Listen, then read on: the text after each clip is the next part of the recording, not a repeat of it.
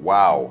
Les chiffres de Statistique Canada viennent d'être publiés et le taux d'inflation est de 5,7 %, le plus grand nombre depuis l'année 1991. On voit les grandes augmentations pour l'essence, pour le coût d'acheter une maison, pour des véhicules, pour le loyer et pour beaucoup d'autres produits dont les Canadiens ont besoin.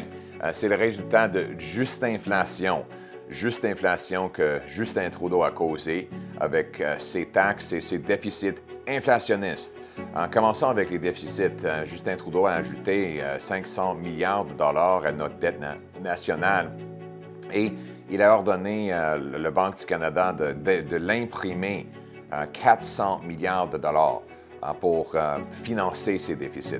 Le résultat, c'est plus de dollars qui courent après moins de produits et ça augmente les prix. Ça a toujours été le cas. Quand on imprime de l'argent, on augmente les coûts.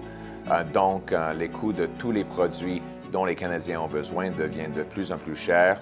Et donc, deuxièmement, Justin Trudeau met en place une taxe sur le carbone avec l'appui de Patrick Brown et Jean Charest. Cette taxe augmente le prix de l'essence et le gouverneur de la Banque du Canada a avoué que cette taxe augmente le taux de l'inflation. Donc, ces facteurs contribuent grandement à cette inflation historique qui est le plus haut depuis 30 ans. C'est quoi la solution? Premièrement, il faut éliminer le déficit. Il faut annuler le 100 milliards de dollars que Justin Trudeau prévoit dépenser. C'est un autre 100 milliards non liés aux dépenses sur la santé, sur l'éducation, sur la militaire.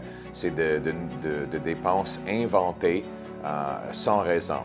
Deuxièmement, on va couper le gaspillage dans les gouvernements comme le CBC et la Banque de l'infrastructure, une banque qui a un grand budget, des milliards de dollars, mais qui n'a pas complété des projets de l'infrastructure.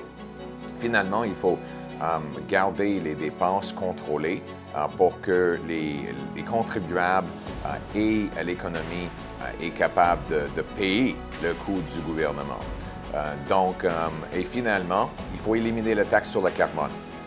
Cette taxe-là augmente le taux de l'inflation, ça ne fait rien pour l'environnement et ça envoie nos emplois aux autres pays qui sont beaucoup plus polluants.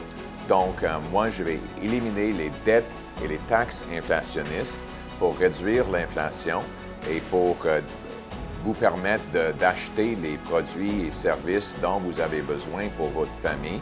Ça, c'est le gros bon sens. C'est l'approche que je vais faire. Je vais vous remettre en contrôle de votre vie et rendre le pays du Canada le plus libre au monde.